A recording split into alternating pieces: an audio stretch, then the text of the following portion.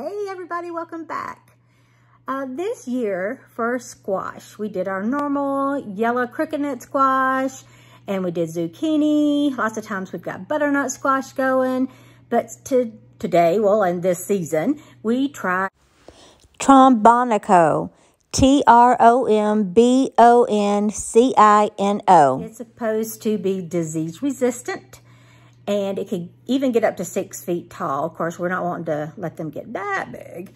But I've got a couple of them over here. I need to get this up.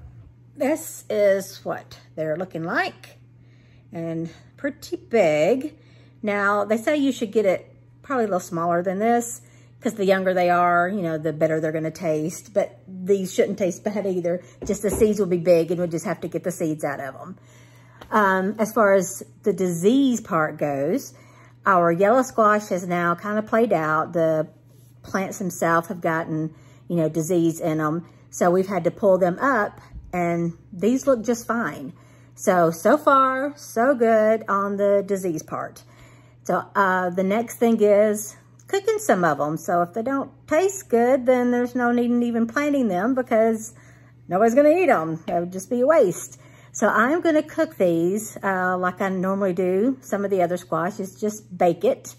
So I am going to just cut them up with some onion and some olive oil, put them in a pan, 425-degree oven, cook it, and we'll just see how it comes out. So I will let you know. I am still working on cutting this up, and I will need to separate this out into another pan, but I thought I'd give you a look at it. I'm taking out these big seeds. Now this is one, really wasn't that huge. It wasn't as big as the one that I showed you a few minutes ago, but it still got really big seeds. So I just took them out like that. And as I said, I'm gonna have to put it on a separate tray because it's getting pretty piled up here. And this is just one, you know, that was not that big. I don't guess it was 2 feet. Comparing to 6 feet tall would be huge, but I hope this tastes good. We'll find out.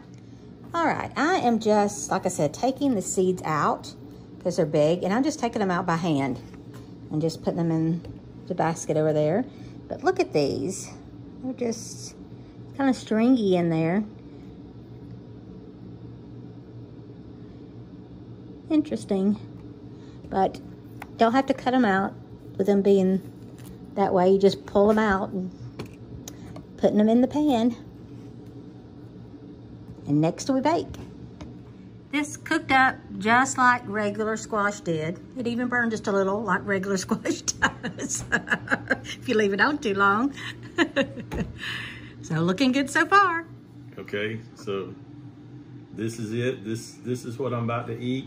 That is what you're about to eat. You are going to try it for us. You're telling me this ain't a gourd? This ain't a gourd. This ain't a Martin house? This ain't no loofah? All right.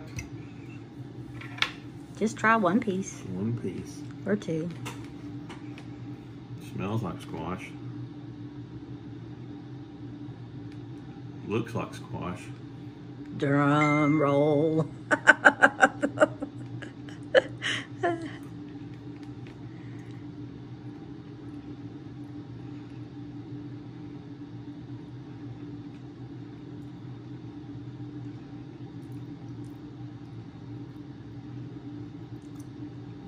Let me give you a second opinion.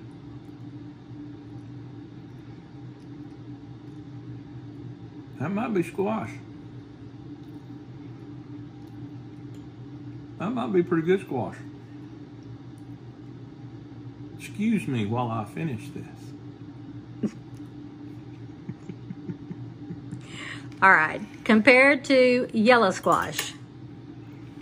The skin, the rind around the outside is tougher, and it may be the preparation, it may be because we did it in the oven. 425 for what did it go through? Ended up being 30 minutes. 30 minutes. So the skin is definitely tough. You have to, it has a definite chew to it. The flesh is very, very, very tender squash. But seriously, from here all the way up, no seeds whatsoever. Like, it's all flesh. It is very, very good. And I think you did this with EVOO and some onion and black pepper and salt. If you were to tell me this was yellow squash, I would believe you. It's just like it.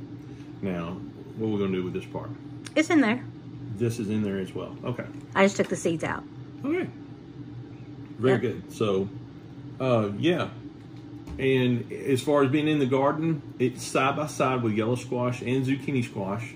The squash vine borers have devoured the yellow squash and zucchini squash, but they were within 36 inches of the yellow squash and zucchini squash. However, they still live. They are being eaten by other pests, but not the squash vine borers.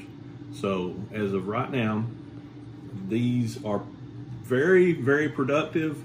The vines are huge. They're stretching 10 feet. I could see that you might want to trellis these on cattle panels, or I don't think a Hydronova plastic trellis fence would work. You definitely want something pretty substantial, because this dude right here is, 5 pounds. I would say every bit of 5 pounds. So yeah, I think it's really good. I think this might be a good squash to try to grow for everybody. So it's thanks to John. Excuse me, pepper got to me. Thanks to Jack Spirko, Survival Podcast. It's where I heard the first mention of this is Tromboncino Squash. So if you want to try it, grow it. We're in 7B. Grows well. 2 thumbs up. Excuse me, I'm going to eat.